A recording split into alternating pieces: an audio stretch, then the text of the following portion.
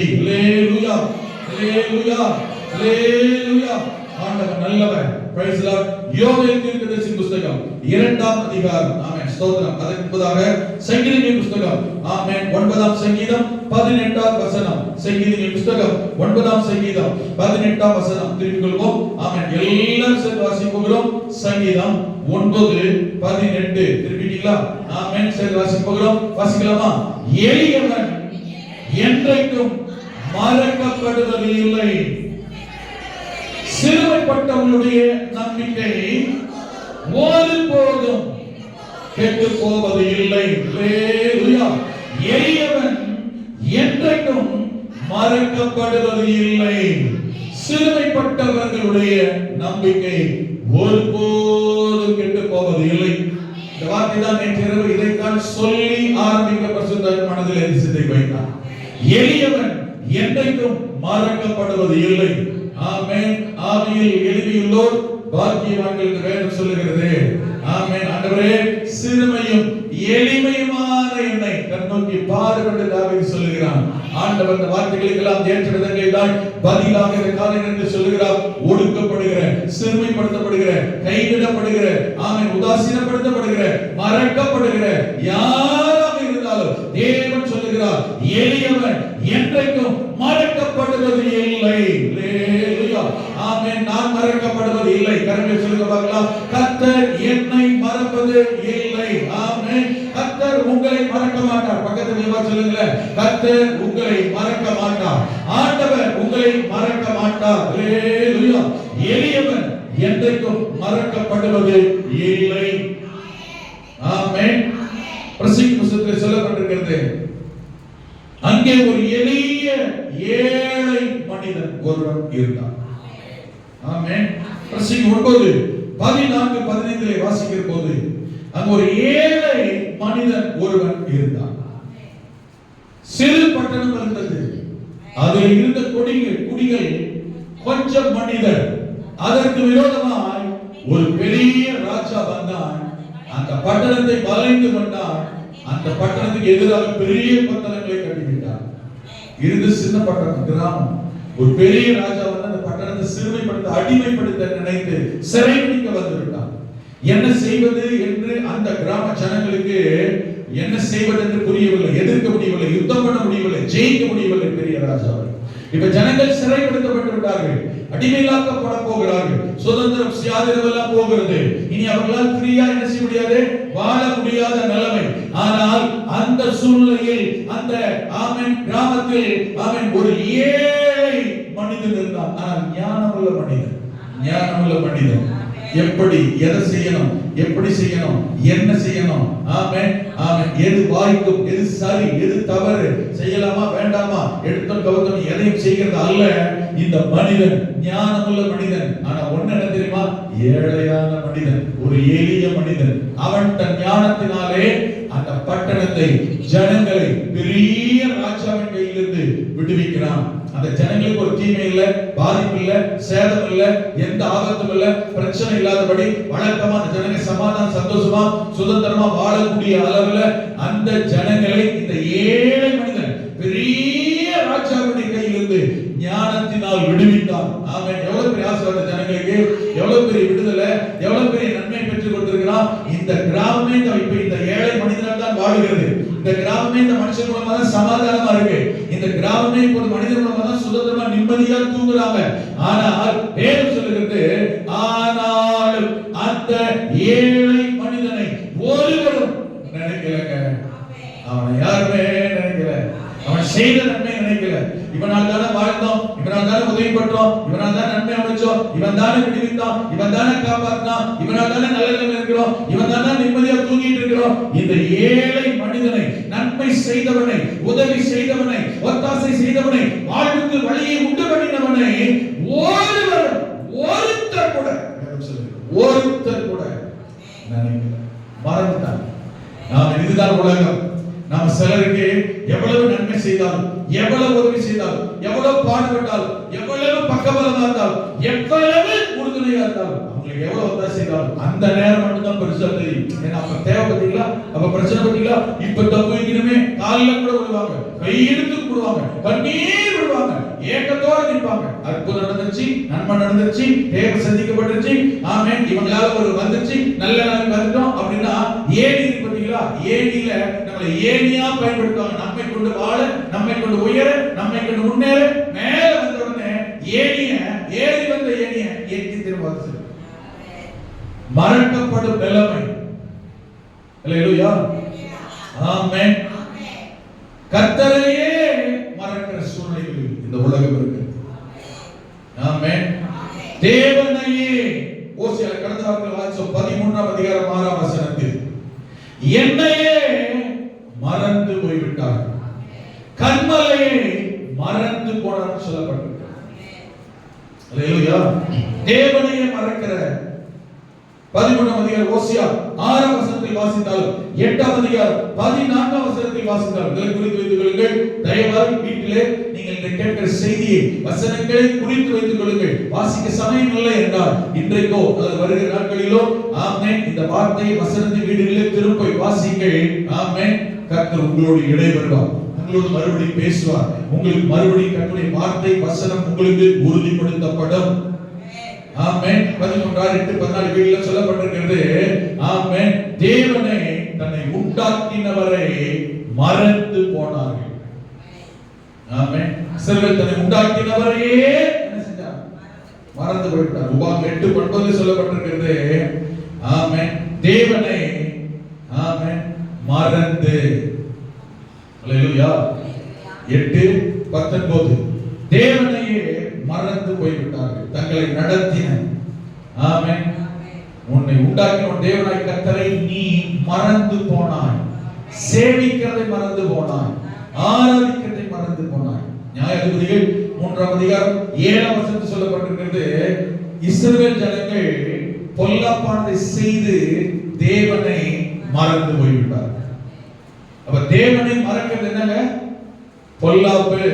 Hello, கர்த்தரையும் கர்த்தர் செய்த நன்மைகளையும் ஆமென் 3 காரியத்தை மறக்கவும் விடவும் கூடாது. அடிக்கடி நான் உங்களுக்கு சொல்லிக் கொண்டிருக்கிறேன் நம்முடைய சபைக்கு. ஆனால் இதில் அநேக வஞ்சிக்கப்படுகிறார்கள், சிலர் கவனக்குறைவாய் விடுகிறார்கள். ஒன்று, தேவனை மறக்க கூடாது, தேவனை விடக்கூடாது. ஆமென். தேவன் வைத்திருக்கிற சபை என்கிற குடும்பத்தை மறக்க கூடாது. கர்த்தர் வைத்திருக்கிற சபையை குடும்பத்தை என்ன செய்யக்கூடாது? மறக்க கூடாது. என்னை நடத்த, என்னை போதிக்க, என்னை வழிநடத்த, என்னை ஆமென் உருவாக்க, நடத்த, பரலோகம் கொண்டு போய் சேர்க்க வழி நடத்துகிற ஆவிக்குரிய மேய்ப்பனை, தகப்பனை மறக்கவோ விடவோ கூடாது. இன்னைக்கு இது சீக்கிரமாய் மறந்து போகிறார்கள். நன்மைகளை மறக்கிறார்கள், தேவனை மறக்கிறார்கள், ஆமென் சபையை மறந்து போய் விடுகிறார்கள். ஏதோ ஒரு காரணம், சம்பந்தங்கள், உப்பு சப்பே இருக்காது. அல்லேலூயா. ஆமென். உப்பு காரணம் இருக்காது. ஒரு பிரச்சனை இருக்கு. அவங்களுக்கு என்னமோ தோணி இருக்கும், இந்த நாட்களில் புதிதாக ஒரு ஆவி பரவி கொண்டிருக்கிறது சபையில், அதை கட்டி ஜெபம் பண்ண வேண்டும். ஆமென்.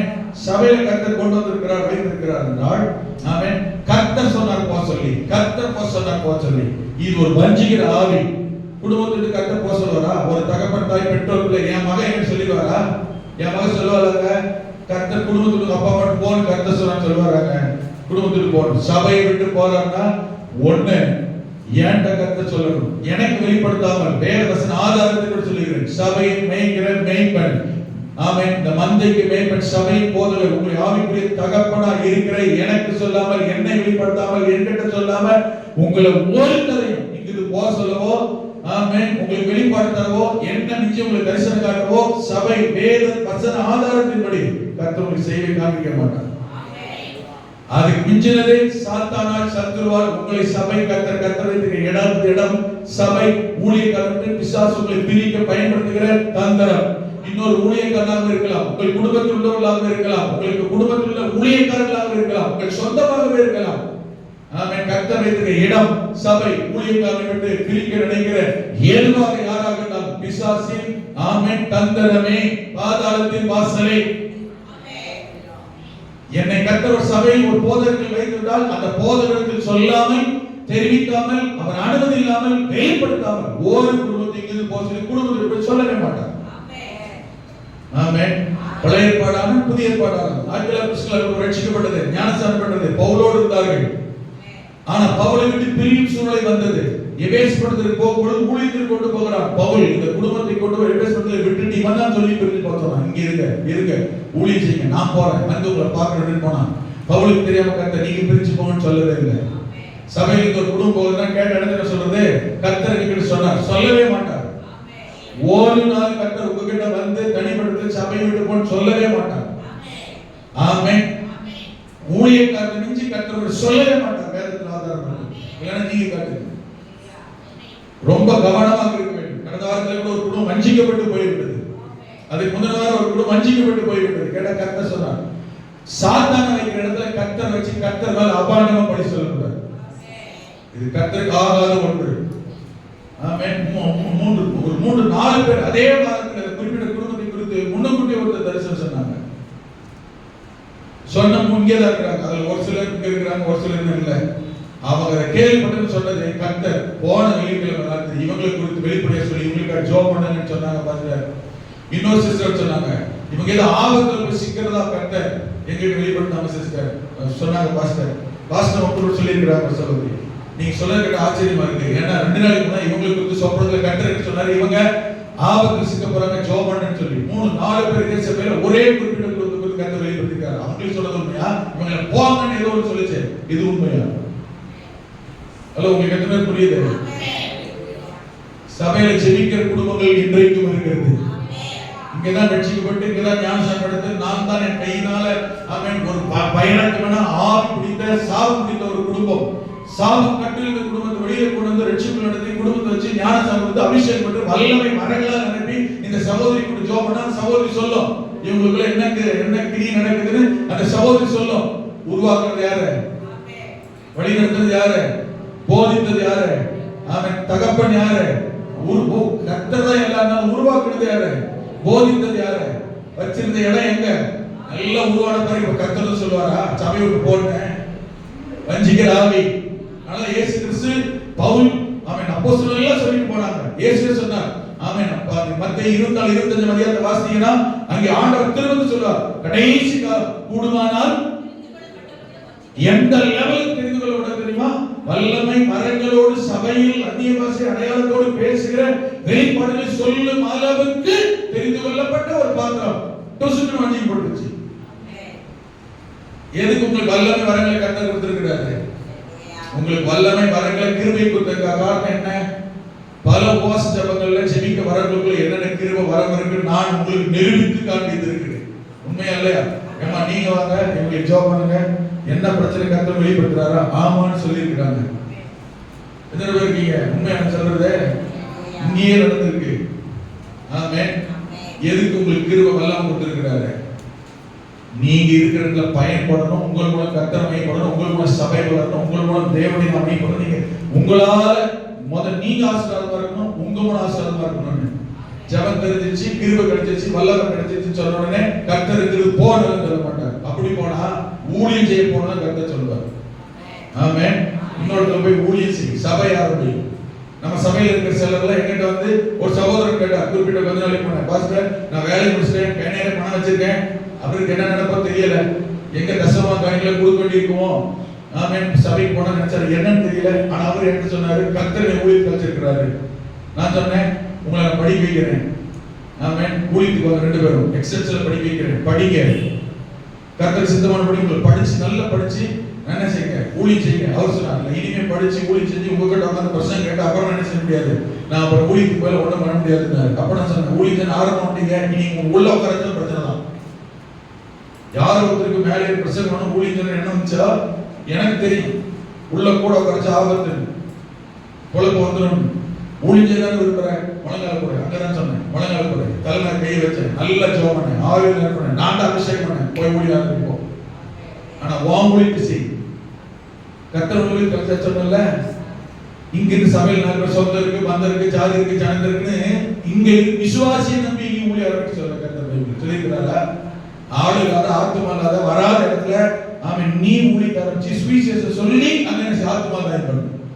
அதே போல இன்னொன்னு எச்சரிக்கை சொல்றேன். இப்ப சில நாட்களா நம்ம ஏரியால இருக்கிற சில ஊழியக்காரங்க அந்தந்த பகுதியில் அக்க பக்கத்தில் இருக்கிற ஊழியக்காரங்க சபை விசுவாசிகளுடைய குடும்பங்களை போய் தவறாய் போதித்துக் கொண்டிருக்கிறார்கள். கர்த்தர் கர்த்தர் உங்களை காட்டினாங்க, உன் முகத்தை என்கிட்ட காட்டினாரு, உங்க வீட்டுக்கு போய் ஜெபம் பண்ண சொன்னாரு, ஆமென், உங்களை சபைக்கு வர சொன்னாரு அப்படின்னு எந்த ஊழியக்காரன் கர்த்தர் இன்னொரு சபைக்கு வர விசுவாசத்தை பிரிச்சு கொடுத்து ஊழியன்னு சொல்லவே மாட்டார். இப்ப கொஞ்ச நாட்களா சில வீடுகளை ஆங்காங்க புதுப்பட்டி, நான்காந்தப்பட்டி, இந்த சொல்லிப்பட்டி, இந்த நம்ம கிராமங்களை சுத்தி இருக்கிற ஊழியர்கள் ஆமென் ஆங்காங்கே வந்து சில வீடுகளில் சபைக்கு போகிறவர்களை வஞ்சித்து கொண்டிருக்கிறார்கள். உங்க சபைக்கு ஒரு ஊழியக்காரன் ஜெபம் பண்ணா உங்க பாஸ்டரா தான் இருக்கணும். இல்லாட்டா உங்க போதகர் அனுமதித்த அறிந்த அவர் மணி வச்ச ஆளா இருக்கணும். இருக்கீங்களா? போன வாரங்கள்ல அப்படி சில வீடுகள்ல உங்களுக்கு அறிமுகமான ஏற்கனவே தெரிந்த ஊழியக்காரரை கர்த்தர் உங்களை காட்டினார். இவ்வளவு நாள் ஏன் காட்டல? இந்த சபையில கர்த்தர் சொன்னா வஞ்சி போட்டு வெளியில் போயிருக்காங்க பாத்தீங்களா? இவங்க எல்லாம் ஒரு டைப் பார்த்தா மார்க்கமா காணாமல் போன ஆடுகளை போல தங்களை மேய்த்துள்ள ஆடுகளை போல அலைஞ்சு தெரிஞ்சுக்கிட்டு இருக்காங்க. ரொம்ப கவனமா கேளுங்க. ஆமென். இத கேட்டுட்டு தெரிஞ்சுக்கிறதுக்காக தான் சொல்லிட்டு இருக்கு. ரொம்ப கூடுமானால் இந்த கடைசி காலத்தில் வருகை காலத்தில் தெரிந்து கொள்ளப்பட்டவர்களும் வஞ்சிக்கப்படுவீர்கள். கர்த்தர் வச்சிருக்கிற இடம், அவன் குடும்பம், நான் நினைச்சதுக்கு ஊழியக்காரன், அதே போல குறை இருக்கு, பாதிப்பு இருக்கு, ஆமென், மனஸ்தாபங்கள் இருக்கிறது, ஏதோ பிரச்சனைகள் இருந்தா ஆமென், போதகரோடு மிருகமோ நெருங்க விடாத புலியோ சிங்கமோ கரடி அல்ல. உங்களை போல சாதாரண மனிதன் தான். மன வருத்தம், தேவை, பிரச்சனை, ஜபங்கள தேவைகள் எப்படி கூப்பிடுறோம், வீட்டுக்கு எப்படி கூப்பிடுறோம், பிரச்சனையா, சந்தேகமா, கேள்வியா, குழப்பங்களா, எந்த சபை, எந்த பாஸ்டர், எந்த விசுவாசி ஆனாலும் அவர்களோட என்ன செய்யணும், பேசுங்க, விசாரிங்க, சொல்லுங்க. ஒருவேளை விசுவாசிகள் குறித்து போதகர்களுக்கு தவறாய் சொல்லிக் கொடுக்கிற ஆட்கள் இருப்பாங்க, போதகரை குறித்து விசுவாசிகள் தவறாய் சொல்லிக் கொடுக்கிற ஆட்கள் இருப்பாங்க. மிஸ் அண்டர்ஸ்டாண்டிங் பண்ணிச்சா, தவறான புரிதல் இருந்துச்சா, கூப்பிட்டு இப்படியாமே கேள்விப்பட்டவன் நீங்க நினைக்கிற மாதிரில விளக்கத்தை, பதிலை, தெளிவை தெரிந்து கொள்ளுங்கள். யாரோ எவ்வளவு பிரிக்கணும்னு நினைச்சான்னு வச்சுக்கோங்களேன், அவ்வளவுதான். மருமகளும் மாமியார் நல்ல அன்பா தான் இருப்பாங்க. பக்கத்து வீட்டுக்காரர் பிடிக்கணும்னு வச்சுக்க, பக்கத்து வீட்டுக்காரருக்கு சோழி முடிச்சு. உங்களுக்கு புரியுதா? என்ன மாமியார் கிட்ட லேட்டா குத்தியாமே ஆரம்பிச்சிடும். ஆமென். நல்ல கணவன் மனைவி நல்லா இருக்குன்னு உங்க வீட்டுக்காரங்க யார்கிட்ட பேசிட்டு இருந்தது பாருங்க, சொல்லி முடிஞ்சு. அவ்வளவு புரியுதுங்களா? நாம நல்லா இருக்கிறோம்ன்றது மற்றவனுக்கு அம்மா மகளாக இருக்கலாம், ஒண்ணுமே இல்ல. என்ன எப்ப பார்த்தாலும் அம்மா உன்னை குறை சொல்லிட்டு இருக்காங்க, சொல்லி முடிஞ்சு. இவளுக்கு ஒண்ணுமே புரியாது. இவன் என்ன சொல்லுவா, எங்க அம்மா எப்ப பார்த்தாலும் அப்படிதான் ஆரம்பிச்சிட்டாங்களா? ஆனா உண்மையில அவங்களுக்கு அப்படி இருக்காது. அம்மா மகன்னா என்ன சொல்லுவாங்க, சீக்கிரம் சாப்பிட்டு திட்டுவாங்க, காலையில எந்திரிக்க மாட்டேன்னு சொல்லுவாங்க. கேட்கறாங்க, அம்மாவுக்கு போய் பிரச்சனை கொண்டு நினைச்சாங்க, என்ன அம்மா எப்ப பார்த்தாலும் குறை சொல்லிட்டு இருக்காங்க. மகன் என்ன சொல்ல தெரியுமா, எங்க அம்மா எப்ப பார்த்தாலும் இருக்கலாம். இப்போ புரியாமலே மிஸ் அண்டர்ஸ்டாண்டிங் என்ன தெரியுமா, யாரும் கெடுக்கணும்னு நினைச்சு வச்சுங்க, திட்டிங்க எடுக்கலாம், பாராட்டிங்க எடுக்கலாம். சாத்தான் என்ன போய் ஆதாம் ஏவாளை சந்திக்கும் போது ஏவாளை போய் திட்டியா பிரச்சனை பண்ணா, ஹலோ பியூட்டி அபாரி பண்ணா, அவர்தான் சொல்லி முடிஞ்சு. அவ பாட்டி, இவன் பியூட்டி தான் சொல்லி முடிஞ்சு. பாட்டி எல்லாம் பியூட்டி பாருங்க எப்படி இருக்கு, அடுத்த மாதிரி பாருங்க, ஆள் என்ன, ட்ரெஸ் என்ன, தோற்றம் என்ன, மேக்கப் என்ன. ஆமென். நான் சொல்றது புரியுதா? திட்டி தான் ஒருத்தர் பிரிக்கணும், கோட்ஸ் தான் பிரிக்கல, பாராட்டியே பிரிச்சிடலாம். ஆமென். ஆனா பாராட்டு வரட்டும், திட்டுதல் வரட்டும், என்ன நோக்கத்துக்காக வருது?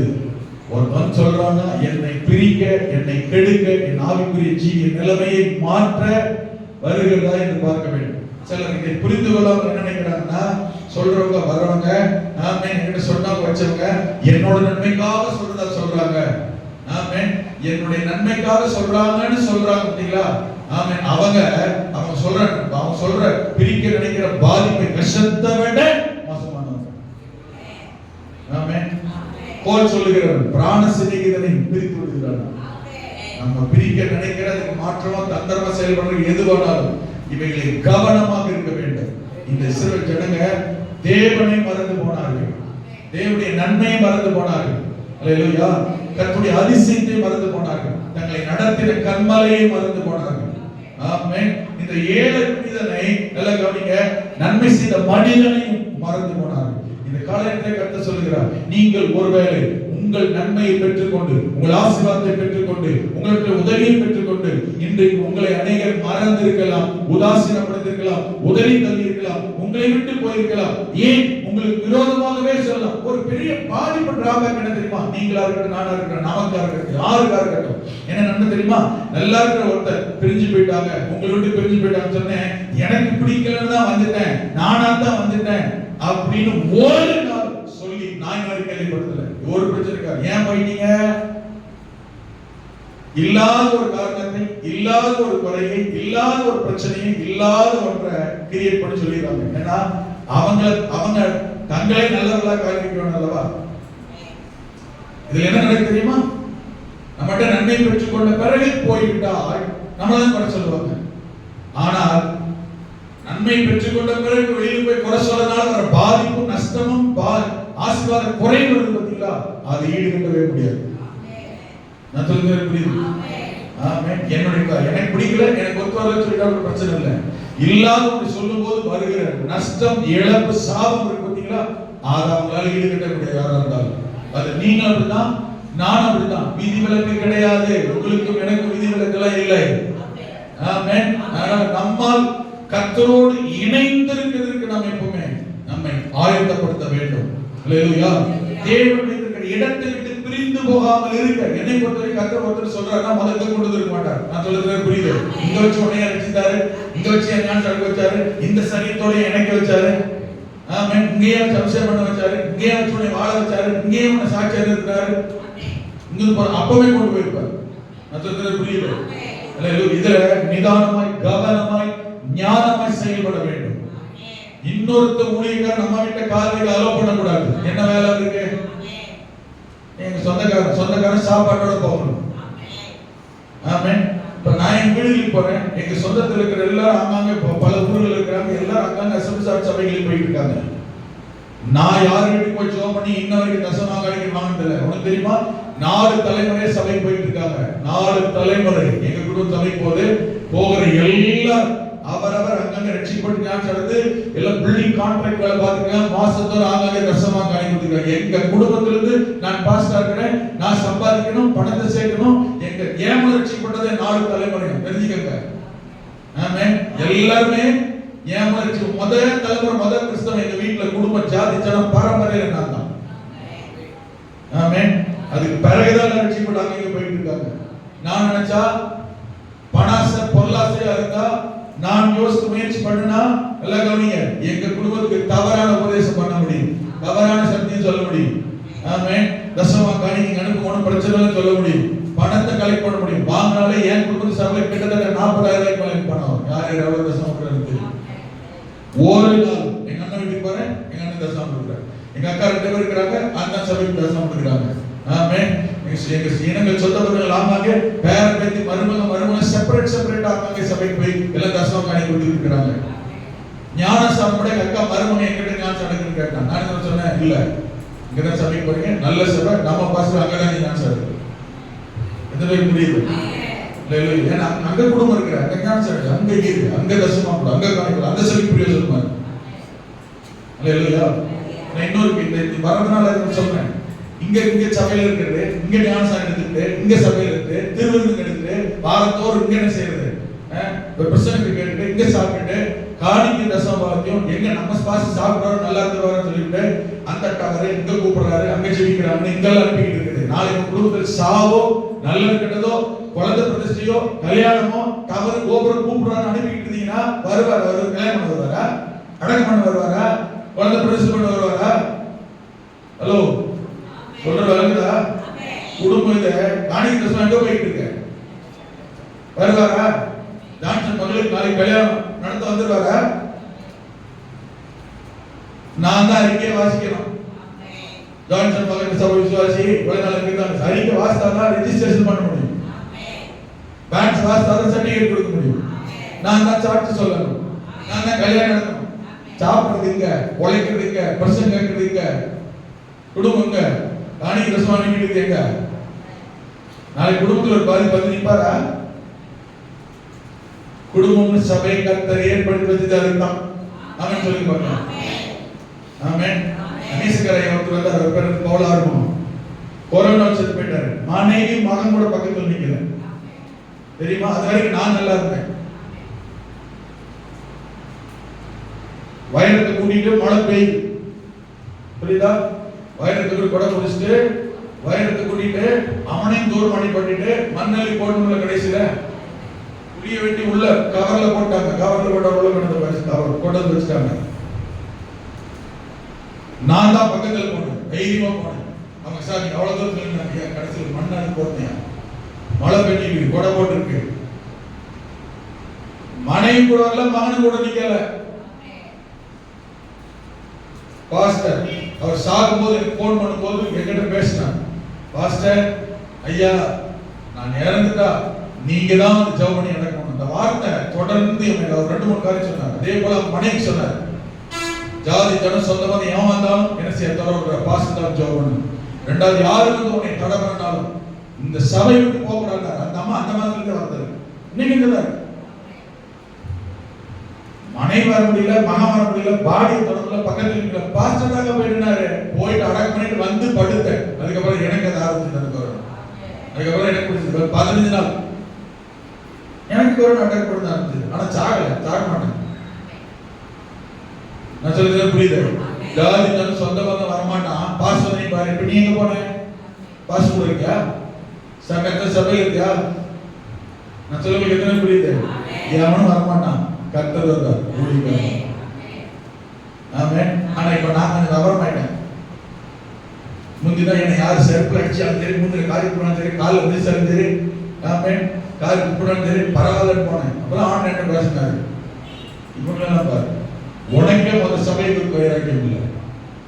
ஆமென். அப்படிதான் நான் முடிவு பண்ணேன், என்ன வேணா ஒதுக்கிட்டு போயிட்டா, அவங்க தான் வேணும் போயிட்டா, நான் கால விட வேண்டிய அவசியம் கிடையாது. ஹலோ, என் கூட இருக்கிற வரைக்கும் எனக்கு தாயும் தகப்பனும் அண்ணனும் தம்பி சகோதர சகோதரியுமாய் எதையும் செய்ய, எதையும் அர்ப்பணிக்க, எதையும் தியாகம் பண்ண, எதையும் செய்ய ஆயத்தமா இருக்கிறேன். என்னை வேணாம் ஒதுக்கி பண்ண இயேசு கிறிஸ்து இல்ல. ஆமென். ஆண்டவரை கூப்பிட்டாதான் செய்வார். இதோ வாசப்படியில் நின்று சொல்லுங்க, வாசப்படியில் நின்று ஒரு சத்தத்தை கேட்டு கதவை திறந்தவர் திறக்க மாட்டேன்னா வேணாண்டா எங்கேயாவது ஆண்டவர் நீ வேணான்னு பரவாயில்ல, அதிரடியா நான் வந்து கதை படிச்சுதான் ஒருவரும் போயிருக்கிறாரா? எல்லாம் போல எல்லாம் புரிஞ்சுக்கிறது. வேணான்னு என்னை விட்டு போயிட்டாங்கன்னா திரும்ப யாருடையும் பண்ணிக்குவாங்க. அதுக்கு போல ரட்சிப்படா ஒருத்தர் போய் கெஞ்சி கூட்டாலும் சுவிச்சல் சொல்லிட்டு வரணும். அடிய வாய்ப்பு சுவிச்சல் சொல்லியிருக்கிறார். நான் சொல்ல புரியுதா? இதெல்லாம் புரிஞ்சுக்கிறது. அதான் வேணான்னு வந்து திருட்டு போயிட்டீங்க. அப்புறம் திரும்ப நம்ம மதிக்க மாட்டாங்கல்ல. என்ன மதிக்காம போனா வர ஆசீர்வாதம் சாபம் எதுக்கு அவங்களுக்கு? நான் சொல்ல புரியுதா? பைபிள் சொல்லியிருக்கிற சொல்றேங்க, ஒரு வீட்டுக்கு போங்க, உங்களை ஏத்துக்கிட்டா வீட்டுக்கு போங்க, அந்த வீட்டுக்கு வாழ்த்து ஆசீர்வாதம் சொல்லுங்க. ஏத்துக்கலன்னா வெளியில வந்து என்ன செய்ய? கால் தூசிய என்ன அர்த்தம்? கடைசி காலத்தில் சோதகுமார நடந்ததை விட அந்த பட்டம், அந்த ஊர், அந்த குடும்பத்துக்கு என்ன செய்யுங்க? அதிகமா செய்ய தேவையா சாபம்? நான் போய் எதுக்கு அவங்களுக்கு பாதிப்பு இருக்கும்? தேவையா? விலகிட்ட அவசரம். ஆமென். காணாம போன ஆட்டை தேடி போகணும்னு நினைச்சாரு, அதெல்லாம் வேற கான்செப்ட். திமிர் பிடிச்சி போன ஆட்டை தேடி பார்த்துல காணாம போனதான். இது வேணும்னு திமிர் பிடிச்சி திரிஞ்சு நான் என்ன செய்யறேன்? போக மாட்டேன், சேர மாட்டேன். ஆடு போதுன்னா கடைசியில் கல்லக்கையும் நரிக்கிட்டி புளிக்கிட்டி சிங்கத்தின் அடிப்படை என்ன செய்யணும்? அது ஒன்றும் பண்ண முடியாது. உண்மையிலே தெரியல, வழித பிரிச்சு அப்ப காணாமல் போன ஆடுகளை ரிசர்வேட்டர்களை பார்த்து கர்த்தர் என்ன செஞ்சாரு? மனதுங்களா? ஆமென். அந்த மாதிரி எவ்வளவு ஆடு இருக்கு, கிராமங்கள் இருக்கு, பட்டணங்களுக்கு குடும்பங்கள் இருக்கு. அதெல்லாம் தேடி வரணும், பிரேஸ் இருக்கணும், சுவிசேஷம் சொல்லணும், விதைக்கணும். ஆமென். வசனங்களை போதிக்கணும், அவங்களை கர்த்தருக்குள்ள நடத்தணும். இதுதான் தேவ சித்தம். ஆமென். நண்டு கொடுத்தா வலையில தங்காதுன்றாங்க பாத்தீங்களா? என்ன செய்யலாம்? நண்டு கொடுத்தா அப்ப போயிட்டு இப்ப பாம்பு கிட்ட மாட்டிட்டாகணும். நிதானம். இந்த ஜனங்க நல்ல கவனிங்க, தேவனை மறந்து போனார். நன்மை செய்கிறவனை மறந்து போனார்கள். நன்மை செய்த ஜனங்கள், நன்மை பெற்றுக்கொண்ட, நன்மை அனுபவித்த ஜனங்கள் நன்மை செய்தவனையும் மறந்து போனார்கள். கர்த்தர் சொன்னாரு, ஆமென். நீங்க உபாகமம் 4:31 வாசிக்கும் போது, ஆமென், கர்த்தர் எப்படிப்பட்ட தெரியுமா? அவர் உன்னை, ஆமென், கைவிட மாட்டார். உன் தேவனாகிய கர்த்தர் இரக்கமுள்ளவர், உன்னை கைவிட மாட்டார். ஆமென். உன்னை அழிக்க மாட்டார். பிதாக்களுக்கு ஆணையிட்டு கொடுத்த உடன்படிக்கையை மறக்கவும் மாட்டார். அல்லேலூயா.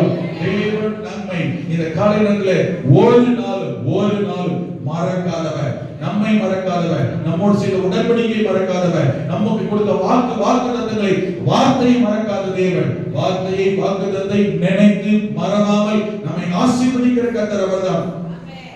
ஊழியக்காரர்கள் சோர்ந்து போகும்போது என்ன நினைக்கலையே, என்ன மறந்துட்டாங்களே, என்னை கைவிட்டாங்களே அப்படி சொல்லும்போது ஏசாயா 44:21 சொல்லும் பொழுது அங்கே சொல்லப்பட்டிருக்கிறது, இஸ்ரவேலே என் தாசனே நீ என்னால் மறக்கப்படுவது இல்லை. கர்த்தர் ஒரு நாள் மறக்க மாட்டாருங்க. ஆண்டவர் ஒரு நாள் நம்மை அவர் சிந்தனையை விட்டு எடுக்கவே மாட்டார். தேவன் விரும்புவதும் எதிர்பார்ப்பதும் என்னவென்றால் இந்த ஜனங்கள் என்னை மறக்க கூடாது, என் பிள்ளைகள் என் குடும்பங்கள் என்னை மறக்கவே கூடாது. ஆனால் யோவேல் தீர்க்கதரிசி புத்தகத்திலே வாசிக்கிறோம், ஆமென், இந்த ஜனங்கள் கர்த்தரையும் தேவனையும் தேவன் செய்த நன்மைகளையும் அவருடைய செயல்பாடுகளையும் இவர்கள் மறந்து போய்விட்டார்கள். தேவனை மறந்ததினால், கர்த்தருடைய செயல்பாட்டை மறந்ததினால், அவருடைய கிரியைகள் அற்புதங்கள் ஆசீர்வாதங்களை மறந்ததினால் கொஞ்சம் கவனிங்க, அவருடைய வாழ்க்கையில் நல்ல நிலைமை போய் கொண்டிருந்த ஆசீர்வாதமான செழிப்பான ஒன்று, நல்ல நிலைமை போய் கொண்டிருந்த ஒன்று இப்போ எல்லாமே ஆமென் திராட்சரசம், தானியம், எண்ணெய் எல்லாம் குறைந்துவிட்டது, ஒன்றுமில்லாமல் குறைந்து போய்விட்டது. ஆமென். கவனிங்க, கர்த்தருக்கு பலி காணிக்கை கூட செலுத்த முடியாத அளவு பஞ்சம் தரித்திரத்தில் வந்து விட்டார்கள். ஆனால் தேவன் நம்முடைய ஜனங்களை பார்க்கிறார். ஆமென். அவர்கள் வாழ வைக்க வேண்டும் என்று விரும்பினார்.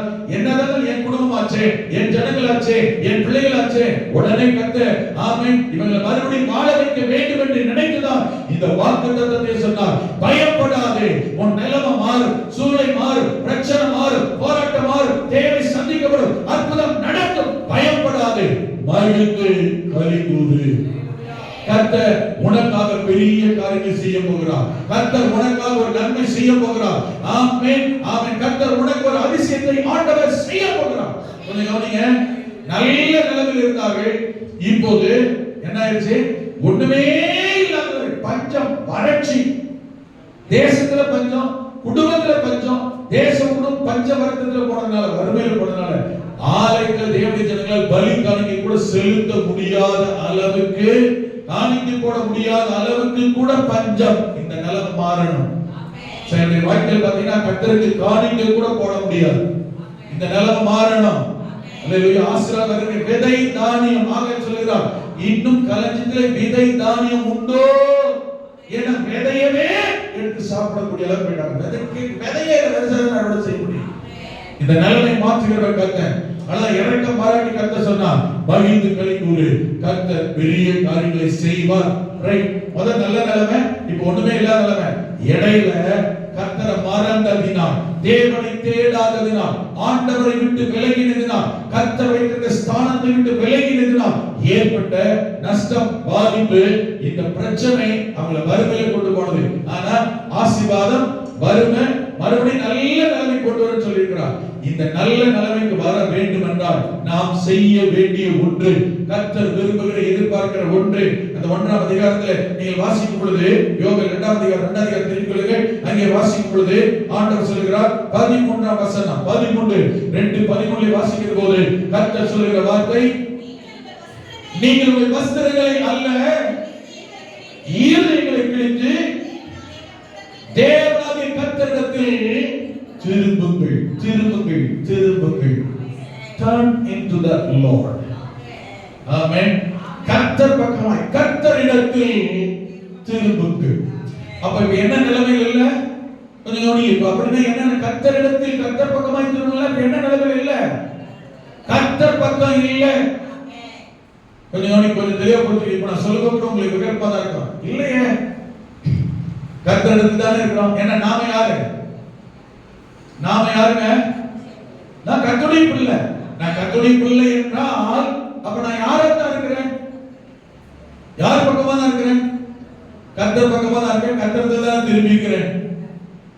ஏன்? நான் யாரு? கர்த்தருடைய பிள்ளை. இந்த நினைப்பு தான் புலப்ப கிடைச்சது. நாம கர்த்தருடைய பிள்ளை தான், ரைட்.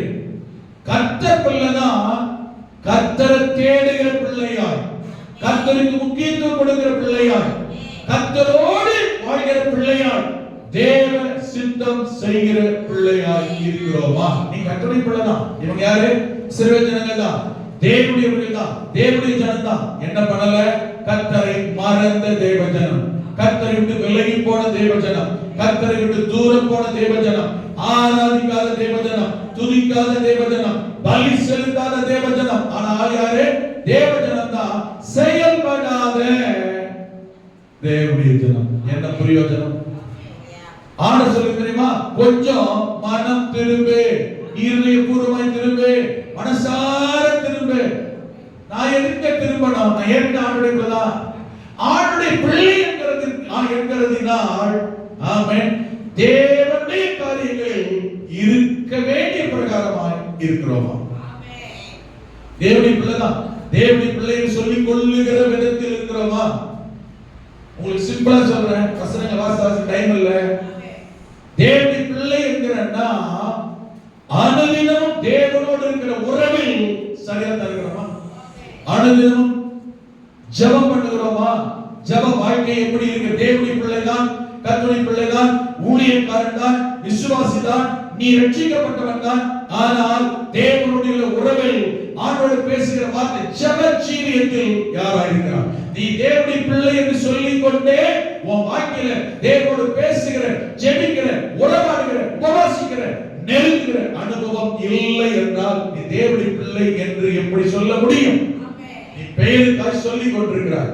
வேதம் வாசிக்கிற காரியத்தில் தேவனுடைய வார்த்தையை, உபதேசத்தை, சத்தியத்தை கேட்கிற விஷயம், வசனத்தை கேட்கிற ஆர்வம் இருக்கா? வேதத்தை வாசிக்கிற ஆர்வம் இருக்கா? வேதத்தை தியானிக்கிற அனுபவம் இருக்கா? சில எல்லாம் ஞாயிற்றுக்கிழமை காலையில வேதத்தை கொண்டு வச்சுட்டா அடுத்த வாரம் ஞாயிற்றுக்கிழமை தூசி தொடச்சி கொண்டு வருகிற அனுபவம் இன்றைக்கும் இருக்கிறது. நீ எப்படி மனம் திரும்பின தேவனுடைய பிள்ளையா இருக்க முடியும்? பேர் என்ன சொல்லிக்கலாம்? ஆண்டுடைய பிள்ளை, ரைட்? ஞானுடைய பிள்ளை தான். ஆண்டவருக்கு ஏற்ற கர்த்தர் திரும்புகிற கர்த்தருடைய பிள்ளையா இருக்கிறோமா? ஆண்டவர் சொல்றார், மனம் திரும்புங்கள், இருதயம் பூர்வமா இருதயத்தை கிழித்துக் கொண்டு உண்மையாய் மனம் திரும்புங்கள் என்று சொல்லுகிறார். மனம் திரும்பு. அவரே சொல்ற பாருங்க, எதெல்லாம் குறைஞ்சி போச்சு, எதிலிருந்தெல்லாம் மனம் திரும்ப வேண்டும். 1ஆம் அதிகாரம் 14வது வசனத்தை வாசி பாருங்க. பரிசுத்த உபவாசனாலே என்ன இல்ல, என்ன இல்ல, மனம் திரும்பன்றாரு. எல்லாம் மனம் திரும்பணும். விசேஷ ஆசரிப்பு என்ன செய்ய? விசேஷ கூட்டத்தை நிறுத்திட்டீங்கன்றார். விசேஷ ஆசரிப்பு என்ன செய்யுங்க? அதான் ஞாயிற்றுக்கிழமை ஆராதனைக்கு அதுவே போதாதா? நீ ஒரு பேர் கிறிஸ்தவ வாழ்க்கை வாழ்ந்து கொண்டிருக்கிறாய். பேரளவிலே தேவனுடைய பிள்ளை என்று சொல்லி கொடுக்கிற விசேஷ ஆசரிப்பை நீ ஆசரிக்க மறுக்கிறாய். மனம் திரும்பு. ஆமென். தேவனாகிய கர்த்தரை, உங்கள் தேவனாகிய கர்த்தருடைய ஆலயத்திலே கூடி வாருங்கள். ஆலய கூடுகையே நீ உதாசீனப்படுத்துகிறாய். ஆனா பேர் என்ன சொல்ற? சிலர் பாத்தீங்கன்னு வச்சுக்கோங்களேன், எங்க உங்களை சர்ச்சுக்கே வர மாட்டேன்றீங்க, என்னம்மா சபையிலே காணோம். நான் சர்ச்சுக்கு வரட்டாலும் பாஸ்டர், ஆண்டவரையே தான் நினைச்சுக்கிட்டு இருக்கு. என்ன பிரயோஜனம்? கூடுகை என்பது வேற, தேவனை நினைப்பது என்பது வேற. இந்த வார்த்தையெல்லாம் நீங்க சொல்லவே கூடாது. இங்க இருக்கிற நீங்க இந்த வார்த்தைகளை கேட்கிறீங்க, யாரா இருந்தாலும் சொல்லக்கூடாது. என்ன நீ சண்டே சர்வீஸ்ல சண்டே வரல, ஆனா நான் கர்த்தரே நினைச்சுக்கிட்டு இங்கே தான் சொல்றீங்க. பைபிள் அப்படி இல்லையேங்க. ஆமென். ஆலய கூடுகை, புதிய முதற்கொண்டு சர்ச்சை சபையில ஆலயத்துல வந்து கர்த்தரை ஆராதிக்கலாம். ஆண்டவர் வருகையில போய் சேர முடியும். நீங்க எத்தனை வருஷம் விசுவாசம் இருந்தாலும் சரி. ஹலோ, இருக்கீங்களா? நான் சொல்றது புரியுது? தலையை தூக்கி பாருங்க, பைபிளையே தியானம் பண்ண தூக்கி உட்காந்துருக்கீங்க. தலையை தூக்கி பாருங்க. ஆலய ரட்சிக்கப்பட்ட ஒரு தேவனுடைய பிள்ளை, ஒரு விசுவாசி ஆலய ஆராதனையில ஆலயத்துல வந்து ஆராதிக்கட்டா பரலோகத்துக்கு போக முடியாது, வருகைக்கு போக முடியாது. வசன ஆதாரம் வேணுமா? எபிரேயர் 10ஆம் அதிகாரம் 24, 25 டக்கு வாசிச்சு பார்க்கலாம். என்ன மொட்டையா சொல்லிட்டு போனா பாஸ் பேட்ச் எப்படி சொல்ல தெரியும். ஏன் காரணத்தை கொண்டு ரட்சிக்கப்பட்டு பரலோகத்துக்கு போக விரும்புகிற ஒரு விசுவாசி 25 சபை கூடி வருதலை சிலர் விட்டு விடுகிறது போல, சிலர் விட்டு வர்றாங்க. சபைக்கு வராத, கவனிங்க, சபைக்கு வராத விசுவாசி குடும்பத்தாராகவே இருந்தாலும் அவங்கள முன்னுதாரணமா, நாளைக்கு வர மாட்டேன், சபைக்கு வர மாட்டேன், நல்லா கவனிங்க, நான் ஆராதிக்க மாட்டேன், எனக்கு அந்த வேலை இருக்கு, இந்த வேலை இருக்கு. உலக கர்த்தரை விட உனக்கு இது பெருசு கிடையாது. நீ கர்த்தரை விட எதை பெருசா நினைக்கிறியோ, யாரை பெருசா நினைக்கிறியோ, எதை உயர்வு நினைக்கிறியோ அதுக்கு ஆபத்து நடக்கும். முன்னாலே ஆபத்து. உன் வேலைக்கு நீ வேட்டு வச்சுக்கிற, உன் குடும்பத்துக்கு நீ வேட்டு வச்சுக்கிற. ஆமென். நீ எதை கர்த்தரை விட, கர்த்தர் வைக்கிற இடத்துல கர்த்தரை விட எதை நீ பெருசா நினைக்கிறியோ அதுக்கு முன்னாலே ஆபத்து. உன் வேலைக்கு நீயே உழ வைக்கிற, உன் சுகத்துக்கு நீயே உழ வைக்கிற, உன் சொந்தக்காரருக்கு நீயே உழ வைக்கிற, உன் குடும்பத்தில் உள்ளவனுக்கு நீயே உழ வைக்கிற. கர்த்தர் தான் முக்கியம். ஆமென். உன்னோட ஆசீர்வாதத்தை நீயே கெடுத்துக்கிற. ஆமென். சபை கூடி வந்ததை சில விட்டு விடுவது போல நாம் விட்டு விடாமல் ஒருவருக்கு ஒருவர் புத்தி சொல்ல கடவோம். ஆமென் சொல்லுங்க. அல்லேலூயா. நாளானது சமீபத்து வருகிறது. என்ன நாளே? வருகை நாள். ஆண்டுடைய வருகை நாள் சமீபம் வருகிற வருகை நாளுக்கு நீ சபைக்கு வர என்னையா சம்பந்தம்? நான் சொல்ல புரியுதா இல்லையா? என்ன சம்பந்தம்? என்ன அர்த்தம்? வருகையில நீ போய் சேரணும்னா ஒழுங்க சபை ஆராதனை கூடி வருது என்ன செய்யாத, விடக்கூடாது. அவ்வளவு புத்தி சொல்லு. ஆராதனை வரலையா?